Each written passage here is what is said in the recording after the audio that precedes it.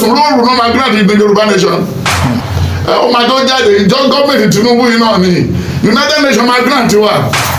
tó àwọn ọmọ Yorùbá máa kú oríire ẹ̀bí mi pé oríire kí ni wòlíì Marcus Tibetan tí gbogbo èèyàn mọ̀ sí wòlíì àgbáyé wọ́n ti sọ àṣírí ìgbà àti àkókò tí Yorùbá nation máa dé wọ́n mà ní òní pẹ́ mọ̀ nínú fídíò tí mò ń gbé bọ̀ wá báyìí yìí ẹ wo bí ẹ̀yin ọmọ Yorùbá ká máa jó ká máa yọ̀ ká máa dúpẹ́ ló tó o àsìkò ojú wa rèé ẹ kúkú ti mọ wòlíì Marcus Tibetan wípé tí bàbá yìí bá fi lè sọ̀rọ̀ ó dàbí ìgbà tí akówárápá bá sọ̀rọ̀ ká ti mọ̀ pé látọ̀dọ̀ Olódùmarè ló ti wá bẹ́ẹ̀ ni nígbà tí bàbá yìí bá ti sọ̀rọ̀ báyẹn ti mọ̀ pé kọ̀ǹfàmù ni àpá àti wèrè bẹ́ẹ̀ ni tí bàbá Marcus bá fi lè sọ̀rọ̀ ẹ wò ó nínú fídíò tí mò ń gbé yín lọ wò yìí ẹ bá ń farabalẹ̀ wò dáadáa kẹ́ ẹ gbọ́ nǹkan tí wọ́n sọ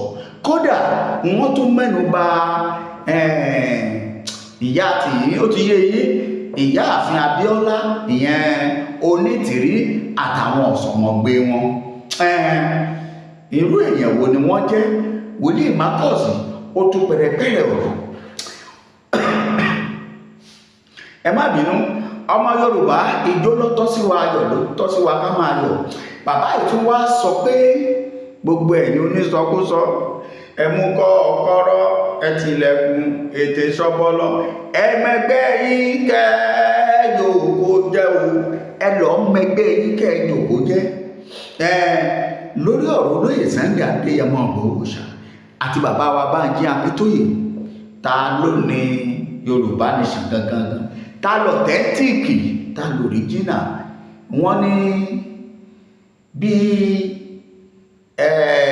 ẹyẹ bá pé gba nígbó gbégún bá pé gba nígbó ológbòdò ní bàbá egúngún bẹ́ẹ̀ ni bí ẹyẹ bá pé gba lọ́dàn ọ̀kínà ẹ̀ lọ́ba gbogbo ẹyẹ pátápátá Sunday Adéyẹmọ Ìgbòho àti bàbá wa Professor Bánjí Akíntóyè láṣíwájú Yorùbá nation ọ̀rọ̀ bá tán ẹ wò ó ẹ má jẹ́ ń tàn yín ẹ já lọ sí ìpele tọkàn nípa bàbá ẹ jẹ́ ń sáré gbé yín dénú fídíò yìí ẹ bá ń farabalẹ̀ kẹ́ gbọ́ nǹkan tí wòlíì Tibetan wí kẹ́ bá mi like kẹ́ subscribe kẹ́ comment sí channel yìí kẹ́ wá wò ó bó ṣe ń lọ gangan ẹ wò ó mi ò ní gbà yín lásìkò mọ́ wọn ò ní lè dúró mọ́ ọ̀yá ẹ lọ bá mi gbọ́ kẹ́ ẹ bá mi comment ẹ like ẹ subscribe sí channel wa ẹ jẹ́ kó lọ fà ẹ ṣé mo dúpẹ́ Yorùbá nation now kò ní pẹ́ kò ní jìnnà a máa jó a máa yọ̀ ó dàbọ̀.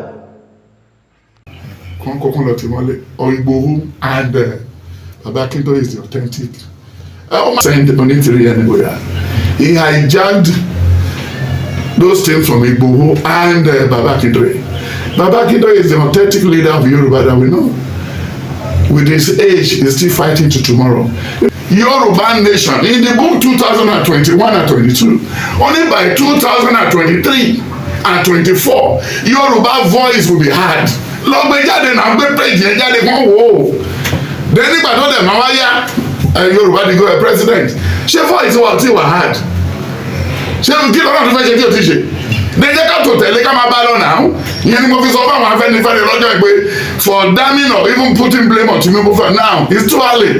Lẹ́kìn wọ́n ṣe é sì mọ́ padà tó sẹ́yìn ọdún Tinubu náà. Yes, as a father, wọ́n ti gbọ́rọ̀. You know what I'm saying? Wọn kò sẹ́ tó rán Onítìrí Onítìrí pẹ̀lú àwọn tó pa Abíọ́lá. Tó ń la Abíọ́lá yẹn àyà tó nílé ni Abíọ́lá máa rán káàkiri sáà ọmọ èèyàn. He was a girlfriend to Abíọ́lá. Ọbásanjọ́ Abíọ́lá ò kó ṣúlọ́gà lọ fẹ́ Onítìrí o. Ẹ̀kan tí mo ní Abíọ́lá ní ìjọba Abíọ́lá onídòkúdò ní ìrásíkà ní nípa ọ̀rọ̀ tó lè wò dídó. Tó bá jẹ́ ọ̀rọ̀ tó wò dídó yẹ kó ti lé Abíọ́lá padà látọ̀run. Because ó balẹ̀ jẹ́. Tàbá ti má Abíọ́lá àtúmọ̀ Ọbásanjọ́. Yoruba nation in the book 2021 and 22, only by 2023 and 24, Yoruba voice will be heard. Lọ́gbẹ́ jáde náà gbé péjì yẹn jáde kán wò ó. Then nígbà tó dẹ̀ máa wáyá Yorùbá di go president. Ṣé voice wa ti wà heard? Ṣé kí lọ́nà tó fẹ́ ṣe kí o ti ṣe? Dẹ́jẹ́ ká tó tẹ̀lé ká máa bá lọ náà. Ìyẹn ni mo fi sọ fún àwọn Afẹ́nifẹ́re lọ́jọ́ ìgbé for damning or even putting blame on Tinubu for now it's too early. lẹ́kìn wọ́n ṣe é sì wọ́n padà tó sẹ́yìn ọdún Tinubu náà yes as a father wọ́n ti gbọ́rọ̀. You know what I'm saying? Wọn kò sẹ́ tó rán Onítìrí àbí Abíọ́lá kan kò sẹ́ tó ránṣẹ́. It's more or less a treason ló commit. Ẹ̀wọ̀n ló yẹ káwọn pípọ̀ wọ̀nyí lọ. You don't stand in the front of a running train. Ẹ̀yin tó máa bá ìjọba jà ṣe díẹ̀ àwọn àwọn Boko Haram ń sìn. Wọ́n ti fẹ́ pa wọ́n tán. Give this government about 6 months more. Wọ́n máa sáré jáde àbí wọ́n sá kúrò lóyún yìí. They are bringing us some fighter jets ń sìn. Tó máa lọ lókàn máa lọ sálẹ̀ tó máa lọ sókàn wọ́n máa mú wọn jáde. Gbogbo àwọn tó ń ṣe amẹ́wọ̀n bàbá níyọ̀ we've seen another Ọ̀rẹ́ Kakanfò. After leaving the military we should make Alagbaja the Ààrẹ Ọ̀nà Kakanfò of Nigeria, Yoruba land. We should make Lagbaja and put this on TikTok that he must be, is the ordained Ààrẹ Ọ̀nà Kakanfò. Yes, after retirement. So because he has the lion heart, he has the fear of God. Sent Onítìrí anywhere. He hijacked those things from Igboho and Baba Akindele. Baba Akindele is the authentic leader of Yoruba that we know. With his age, he's still fighting to tomorrow. You know, it's difficult for an Ekiti man or Ondo man láti dalẹ̀. O lè ráwọn tó fẹ́ dalẹ̀ orúkọ àti Gbùngbàkàlà. That's Lisabi of Abeokuta. Lisabi was a warrior, a great warrior. But the one ìyá tó máa jẹ́ àìsàn ni kó máa gbàdúrà kó máa ní cancer nítorí pé ọ̀dàlẹ̀ ni ọ̀bàyéjẹ́ ni. Then àwọn tó kàn kó jìyà yẹn kò dàbẹ́ pé bí oògùn ló fi bá wọn sọ̀rọ̀. Pẹ̀lú kò yé mi torí gbogbo àwọn Yorùbá tó lọ́dọ̀ àwọn alábàṣẹ. He said barbaric ó show how myopic, how low in education Onítìrí was. Ó dẹ̀ pẹ́ tó ti ń tira wọn lórí London everywhere. He's a failure. Ṣé wọ́n ti fail yẹn? He's not a fugitive. They are looking for him. Looking for her. Tó bá ti rí kọ́ńtà tí wọ́n lé. That's all. Àránṣẹ́. Kọ́ńtà bèrè lọ́wọ́ ọ̀nìṣẹ́ òní ránṣẹ́. Kọ́ńtà bèrè lọ́wọ́ ọba òǹdó ṣé ránṣẹ́.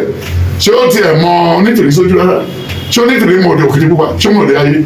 Ṣé ó mọ iye ọmọ náà èdè Yorùbá tó wà lórílẹ̀‐èdè? Ṣé ó mọ? Àwọn mẹ́rin ló bá ṣe mítì. Àránṣẹ́ o. Wèrè ló kọlù. Pé tí ó ní wèrè ló. God bless you. Àrùn Onítìrí ṣe o. Kọ́ńkọ́kọ́ lọ ti mọ́lé. Igboho and Baba Akindele is the authentic. Ọmọ tó jáde ìjọ gọ́ọ̀mẹ̀ntì Tinubu yìí náà ni United Nations máa grant wa. Kóòtù ló a máa sùn lóòrùn náà máa grant ìdè Yorùbá nation. Àti gbé kéèsì ti wà ní kóòtù wọ́n máa kàn wá. Wọ́n put pressure. Tí o gbé ìjà ẹ̀dọ́ bá mọ̀wé ó easy àtijọ́. Iná ọ̀rọ̀ petition ní ọ̀rọ̀ Ondo State. Ondo State ló máa tó jáde ìjọ gọ́ọ̀mẹ̀ntì Tinubu yìí náà ni United Nations máa grant wa. Kóòtù ló a máa sùn lóòrùn náà máa grant ìdè Yorùbá nation. Àti gbé kéèsì ti wà ní kóòtù wọ́n máa kàn wá. Wọ́n put pressure. Tí o gbé ìjà ẹ̀dọ́ bá mọ̀wé ó easy àtijọ́. Iná ọ̀rọ̀ petition ní ọ̀rọ̀ Ondo State. Ondo State ló máa tó jáde ìjọ gọ́ọ̀mẹ̀ntì Tinubu yìí náà ni United Nations máa grant wa. Kóòtù ló a máa sùn lóòrùn náà máa grant ìdè Yorùbá nation. Àti gbé kéèsì ti wà ní kóòtù wọ́n máa kàn wá. Wọ́n put pressure.